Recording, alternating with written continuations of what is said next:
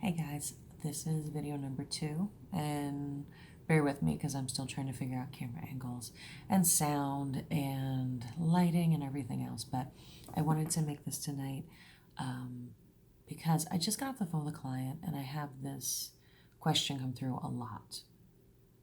And a lot of mostly from my female clients, not trying to be gender specific here, but mostly from my female clients, and I actually have some notes here, so if I look down, a lot of people call me because they're having issues with a loved one, boyfriend, or they're having a relationship issue. And I'm just going to use the females because it's the majority, and the male, the boyfriend, because that's just the majority of how these calls go. The issue that I keep coming across, and that I will talk to about everybody, so my whole practice is based on perception and beliefs. Your beliefs are based on perception, so that's why I try to solve the perception. But everything keeps coming back to self-love over and over and over again. So I can save you a ton of time, a ton of money, reading all the books, watching all the gurus. It really does all come down to self-love. And if you have a solid self-love, then everything else falls into place. And that might sound very simplistic, but in actuality, that's really what happens more often than not. The one thing that I keep noticing, this one young lady I just got off the phone with, so it's really fresh in my head. So I'm going to use her as a bit of an example. I don't want to phrase this correctly because I don't want this to sound harsh, is the constant searching for, fill in the blank, searching for commitment, searching for he doesn't call me back, searching for he's mean to me, why does he do this, searching for but I do so much, why don't the other person reciprocate. One of the things, when there's love, and this can be for anything, there's passion. So if you love your job, if you love your hobby, if you love your kids, if you love your animals, or if you love a specific person, there is an amount of passion for that. There's you're willing to sacrifice, you're willing to do things, you're willing to go above and beyond over what you would for a stranger, what you would for somebody you don't have passion for. But what happens with passion is there's an expectation of fulfillment. So if you are not fulfilled, if you're not being fulfilled, that can very quickly go to frustration. And the frustration goes to anger. And then the anger goes to either the person turning it on to themselves. So I'm just going to use that guy-girl, thing. The girl will turn it on to herself and say, I'm not enough, I'm not good enough, I'm not lovable enough, I did this, that's still not enough, and gets into like a self-loathing, hating thing. Or it will go to lashing out. It'll go outward, and that could be lashing out at the loved one. It could be lashing out at society. It could be lashing out just being angry in general and depressed. It could be running away. I typically see that more with men, just numbers wise. So that's why the self-love piece is so important. And there's a lot of other people online that tout, okay, self-love, self-love, self-love. They don't necessarily explain why the self-love. And the self-love is, if the self-love is there, then there isn't the dependency or the neediness. The passion is taken care of. The passion is for something internal, not something that somebody else can provide. So it's like if you have a hobby that you love more than anything, put it above anybody else. Let's say you sew all the time, and you craft, or you do fiber works, fiber arts. If you lost your ability to do that, let's say you lost your vision, or let's say you lost your hands. Let's say you were in a terrible accident, you lost your hands.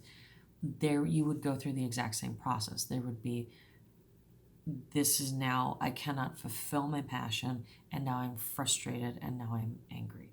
Now, that would be looked upon different by society, because it would be, okay, I understand that person's angry, and you would go through a certain period of it, and hopefully deal with it in a way where you could find other alternatives, other outlets, whatever it is. But when it comes to a loved one, you're dealing with another human. You're dealing with somebody else having expectations. You're dealing with somebody else having thoughts and feelings of their own.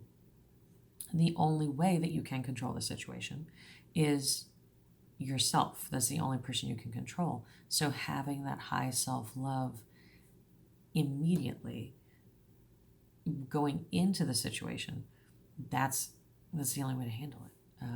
And that's why a lot of the love and the reconciliation people, and that, they tell you to, if you break up with somebody, you have to wait 30 days and in that time work on yourself. Well, we all know that's hard and that's horrible to do, and it's really a pain in the ass. And that's the last thing you want to do, because you're in the frustration and the fixing. Just look at my notes real quick. So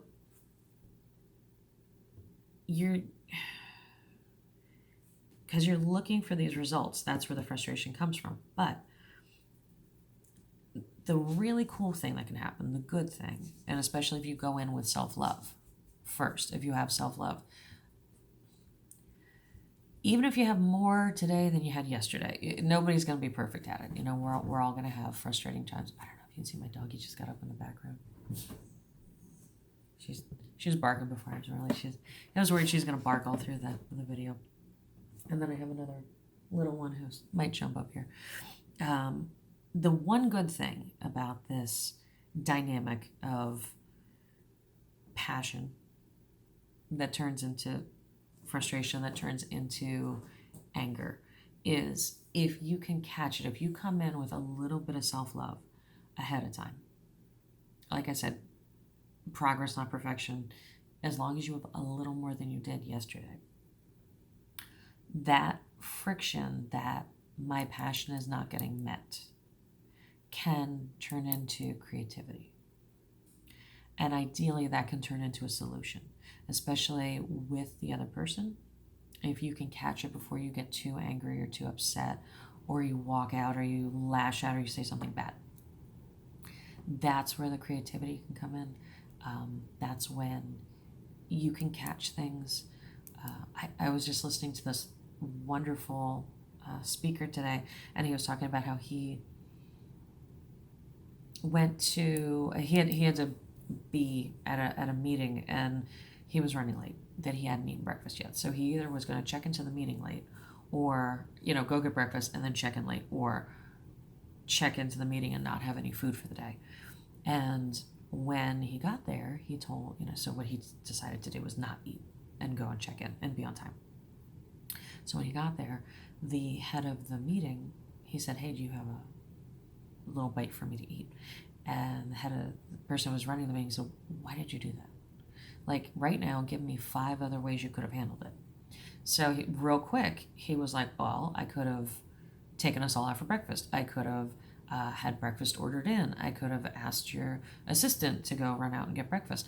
I could have made you take me out for breakfast. I could have, there's a million different ways that we typically don't think about. We're having this fight or flight, like we're having a problem with our loved one, passion, so it's high energy, so it's very involved. And then we just go, okay, it's either this or that. It's either it's going to work or it isn't. My passion's getting fulfilled or it's not getting fulfilled. And, screw this, I'm leaving. Or why isn't this person, it goes those two ways. It always goes those two ways. Either there's something wrong with me, I'm unlovable, which is why I harp on the self-love all the time. And I'm shaking my camera. I'm learning, everybody. I'm learning the YouTubes. Or it turns into, I don't need to deal with this. I'm not handling this. I'm out. Which is, one isn't better than the other. They're both silly. So when you get to that heightened point, before it gets to that point, ideally, before you get to the point of frustration, the ideal thing is to get to that creative point. And if you can do it yourself, fantastic. If you can do it with your loved one, God bless you. That's extra bonus points if you can do that. And you can practice and you can get there. It's usually not something people can do immediately. But use that creativity like you did with the breakfast, So if you're getting to the point of, I can't handle this, think of something creative that you and your loved one can meet in the middle on. So the typical one, this is the one I got, the phone call that I was referencing earlier, was the girl said, I do everything for him. Why isn't he giving me back? Okay. I hear that sentiment all day long. So, passion, love for him, not getting fulfilled, not coming back. Okay. So, frustration. So, before now, and then by the time she called me, she was in full blown anger. Before we get to the frustration point, I'm giving to him, he's not giving back. Okay, that's the problem. So, what are some creative solutions? Sarcasm is not one. Okay. Snarky comments, not gonna help. Sassiness, I'm a sassy bitch, so I'm okay with that. But you know, snarky comments, I find that to be passive aggressive. Not the best way to get your needs met, because you're still keeping that frustration loop. So a really great way to handle it would be, you know, let's say you're doing everything for them, they're not doing, you feel like you want something back. You can say, hey, I'll clean the house tonight, but you take me and the kids out for dinner. I don't know anybody that would say no to that. I really don't. I'd be totally down with that if anybody said that to me. So look for the creative solution and meet in the middle. And then also, I get into this, more in the blogs and more in other journals, and hopefully I'll do some vlogs about it too. Everything is a mirror. Every single thing is energy. So if you're getting to the point of frustration, so are they. If you're getting to the point of not feeling loved, so are they. So the quickest way to solve that is to meet at least halfway and to say, hey, I'll do something for you, do something for me. So that's a beautiful way to handle it. So thanks for letting me have my video number 2 and testing this out. And I will have more. I'm going to try and do as many as I can. And any feedback is appreciated, because I have no clue what I'm doing, but I'm trying this out. And I hope these videos will get out there and help some people, because these are the questions I hear all day. So I know other people are having them as well. If you can, leave comments, subscribe, like, share, hit the bell icon, do all those things, and also go to the website, which is CourtneyCafflin.com and Zenobia.solutions. And I'm going to keep adding content on there every day. I'm going to add at least 1, if not 15 things every day and build that up. I keep ripping it down and building it back up, but that will be getting filled out as we speak. And I hope everybody has a really good night. It's nighttime here. I'm in Central Time Zone. And this is actually just my living room. The first video I posted was in my office. So I'm going to see different times of day and different lighting. We'll see how it goes. So thanks, guys. Have a good night. Thank you for listening to me. And any questions you have, please feel free to contact me. All my information should be below. And if not, you can find it on the website, and you will be speaking to me directly. So if you want email or text or call, that goes directly to me. Thanks, guys. Good night.